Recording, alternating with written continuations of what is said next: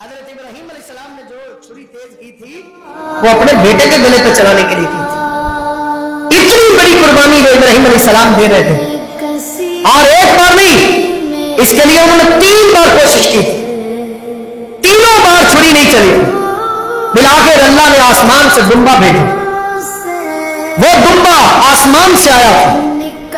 ابراہیم علیہ السلام نے اس کے گلے پہ چھری چلا دی. جب آنکھ سے پٹی کھولی تو سامنے دمبا ذبح ہو چکا تھا اور بیٹا اسماعیل علیہ السلام سامنے جبریل امین لے کر کھڑے تھے اور مسکرانے تھے. اس سے پتہ چلتا ہے کہ قربانی کرنا، اللہ کو راضی کرنا کتنا مشکل کام ہے. اللہ کو راضی کرنے کے لیے بچہ قربان کیا جا رہا ہے. بچہ بھی وہ جو بڑھاپے میں ملا ہے، بچہ بھی وہ جو اکیلا لاٹھی ہے باپ کی، اور اولاد ماں باپ کی لاٹھی ہوتے ہیں. جیسے لاٹھی بڑھاپے میں سہارا بنتی ہے، ایسے ہی اولاد ماں باپ جب بوڑھے ہو جاتے ہیں تو ان کا سہارا بنتے ہیں. لیکن ابراہیم علیہ السلام نے اس کی بھی پرواہ نہ کی اور اپنے بیٹے کے گلے پہ چھری چلا دی. تو قرآن کہتا ہے وَإِبْرَاهِيمَ الَّذِي وَفَّى، ابراہیم تو وہ بندے ہیں جنہوں نے ہر وعدہ وفا کر دیا، جنہوں نے ہر قول وفا کر دیا، جنہوں نے ہر بات پہ وفاداری شو کی، ہر کام میں وفادار ثابت ہوا. وفادار ہونے کا نام ابراہیم ہے. اللہ تعالیٰ نے قرآن مجید میں ان کے کئی واقعات ذکر کیے ہیں. آج ہم صرف 3 باتیں ان کی لیں گے. انہوں نے اپنا بدن آگ کے لیے، اپنا کھانا مہمان کے لیے اور اپنا بیٹا قربان کرنے کے لیے تیار کر لیا. اپنا بدن بھی نہیں، اپنا وجود سب سے صرف بیٹے کے گلے پہ چھری نہیں چلائی، اپنا وجود بھی قربان کرنے کی تیاری کی. نمرود جب ناکام ہو گیا، فیل ہو گیا، تو اس نے حضرت ابراہیم علیہ السلام کے لیے آگ جلائی. اس آگ میں ابراہیم علیہ السلام کو پھینکنے کا ارادہ کیا. ابراہیم علیہ السلام کو منجنیق میں رکھا گیا. حضرت جبریل امین آئے، انہوں نے کہا اللہ کے نبی کوئی مجھ سے ضرورت ہے، کوئی کام ہے تو بتائے. حضرت ابراہیم علیہ السلام فرماتے ہیں حسبنا اللہ و نعم الوکیل، اللہ کافی ہے، بہتر کارساز. اور یہ ایک ایسی دعا ہے جو بندہ قرضے میں ڈوب جاتا ہے، یہ دعا پڑھے اللہ کی کام.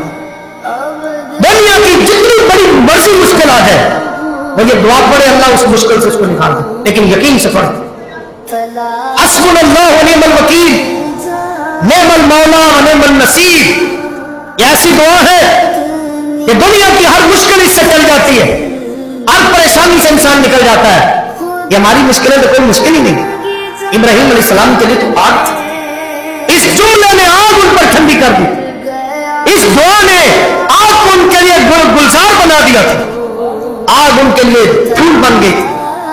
حضرت ابراہیم علیہ السلام حضرت جبریل امین سے فرماتے کیا جبریل، جو رب جلیل کی رضا ہے وہی اس کے خلیل کی رضا ہے. وہ رب چاہتا ہے اس کا خلیل اس کو کر کے دکھائے گا. آگ میں چلے گئے. اللہ نے حکم دیا آپ کو یا نار کونی بردن و سلاما علی ابراہیم، اے آگ تو میرے ابراہیم علیہ السلام پر ٹھنڈی بھی ہو جا اور سلامتی والی بھی ہو جائے. وہ آگ اگر رب فرما دیتا کہ ٹھنڈی ہو جا، مفسرین کہتے ہیں آگ اتنی ٹھنڈی ہو جانی تھی کہ وہ ابراہیم علیہ السلام کے لیے برف بن جانی تھی، اور ان کے لیے ٹھنڈک بھی ان کی تکلیف کا باعث بننی تھی. فریز ہو جاتے ابراہیم علیہ السلام اس آگ میں. اللہ رب العزت نے یہ نہیں حکم دیا کہ صرف ٹھنڈی ہو جا، ٹھنڈی ہونے کے ساتھ ساتھ اللہ رب العزت نے آگ کو حکم دیا ٹھنڈی بھی ہونا، لیکن اتنا ٹھنڈا نہ ہونا کہ ان کو تکلیف پہنچے، سلامتی والی ہونا. ابراہیم علیہ السلام پر آگ ٹھنڈی، اور آپ اس آگ میں بیٹھے رہے. دنیا کی کوئی آگ لے رہے، اس میں انگلی لگائے، کوئی بندہ آ جائے، کوئی آ جائے جلا دے. آگ کا کام ہی جلانا ہے. اس میں پتھر پھینکے، پتھر کو وہ ریزہ ریزہ کر دے گی، راکھ بنا دے گی. آپ دنیا کی سچ سے سچ چیز اس میں پھینک دے، اس کی شیپ بدل دے. لوہا پھینک دے، لوہے کو آگ پگھلا کے رکھ دے گی. دنیا کی کوئی آگ ले ले, सब चीज राख हो जाती है, इंसान तो बड़ा कमजोर से। लेकिन इब्राहिम अलैहिस्सलाम पर वो आग न रही, ठंडी बन गई, सलामती वाली बन। इससे पता चलता है इस कायनात के ऊपर हुकूमत मेरे रब की है। दुनिया की हर चीज रब के इख्तियार में, कोई चीज उसके इख्तियार से बाहर नहीं। दुनिया का जर्रा जर्रा रब के इख्तियार में, हर चीज के ऊपर हुकूमत मेरे रब की है। वो चाहे तो आग को ठंडा कर दे, वो चाहे तो पानी को रोक दे, वो चाहे तो जनाबे यूसुफ अलैहिस्सलाम को कुएं से जिंदा निकाला। और रब है, उसका इख्तियार है कायनात को। जलाती होगी आग, पहले भी जलाती होगी, बाद में भी जलाती है, कयामत तक आग जलाती होगी। लेकिन जिस आग में इब्राहिम गए, उस आग ने इब्राहिम को नहीं जलाया। इब्राहिम अलैहिस्सलाम तो वो है कि जिनके लिए अल्लाह रब्बुल इज्जत ने आग को ठंडा कर दिया। इब्राहिम अलैहिस्सलाम की दूसरी शान मेहमान नवाजी है। आपने कभी भी मेहमान के बगैर खाना नहीं खाया, बचपन से लेकर बुढ़ापे तक हर रोज मेहमान को अपने साथ खाना खिलाते थे, फिर खाना खाते। एक बार ढूंढा, एक बंदा मिल तो गया, उसको लाए, खाना खिलाने लगे तो कहने लगे पढ़ो अल्लाह का नाम। उसने कह दिया मैं तो अल्लाह को मानता नहीं, मैं जो अल्लाह का नाम है। इब्राहिम अलैहिस्सलाम ने उसको उठा दिया, चल फिर बात है, मेरे रब का नाम नहीं लेना तो रोटी क्यों नहीं मिली, खाना नहीं मिलेगा, तो चला गया। उसने कहा अजीब बंदे हैं, खुद ही लाया खुद ही था। वो चला गया इब्राहिम अलैहिस्सलाम के पास, हज़रत जिब्रील अमीन आए और उन्होंने पूछा कि अल्लाह पूछ रहा है कि इस बंदे की उम्र कितनी होगी? कहा 60 साल के करीब होगी। तो इब्राहिम अलैहिस्सलाम 60 साल में इसने अल्लाह को कभी भी नहीं याद किया, ना माना है, लेकिन वो रब 60 सालों तक इसको पाल रहा है, रोजाना इसको खाना रब ही देते। आज एक वक्त का खाना आपके पास उसका था और उसने अल्लाह का नाम नहीं लिया, आपने उठा लिया। बंदा तो मेरा है ना, मखलूक तो है, चाहे मुझे नहीं मानता, रोटी तो खिलानी चाहिए। इब्राहिम अलैहिस्सलाम से हज़रत जिब्रील ने कहा कि आप जाएं। अब वो हज़रत जिब्रील भी खुद जा सकते थे, उस बंदे को ले आते, नहीं, उठाया इब्राहिम अलैहिस्सलाम ने था। तो अल्लाह फरमा रहा कि आप खुद जाएं, अब उस बंदे को ढूंढ खिलाएं और दोबारा अपने दस्तरखान पर खाना खिलाएं।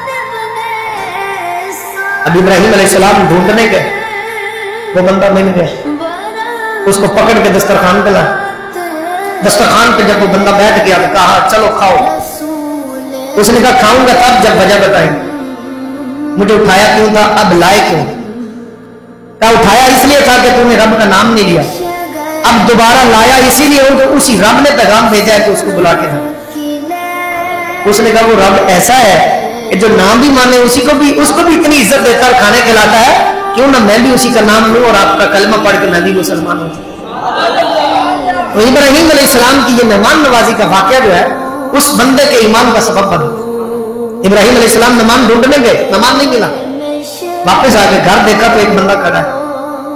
कहा मैं तो मेहमान ढूंढने गया था और अल्लाह ने तुझे मेरे घर भेज दिया, मेरी मुश्किल आसान हो गई। अल्लाह के बंदे तू कौन है? उसने कहा मैं एक बंदा नहीं हूं, मैं आया इंसानी शक्ल में हूं, लेकिन मैं मालकुल मौत हूं। इब्राहिम अलैहिस्सलाम ने फरमाया तू मालकुल मौत तो क्यों आया? कहा मैं उस बंदे से मुलाकात करने आया हूं जो अल्लाह का खलील है।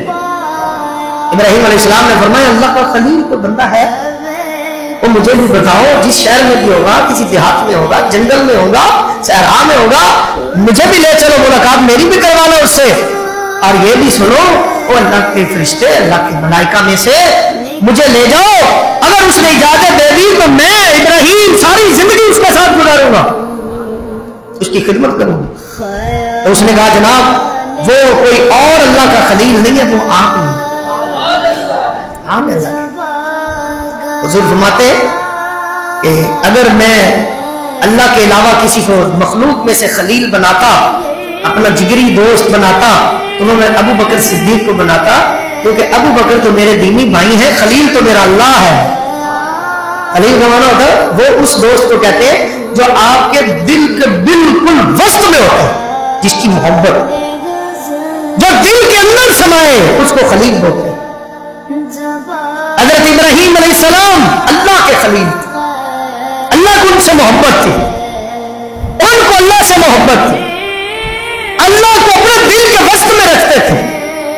हमारे आका पाक भी अल्लाह को अपने दिल के वस्त में रखते और अल्लाह को ही पहचानना, ये सारा मकसद ये कुर्बानी, ये हज, ये रोजे, ये ज़कातें, ये सब पहचाने इलाही के लिए, मकसद इलाही के लिए, उस रब की पहचान के लिए सारे अमल है।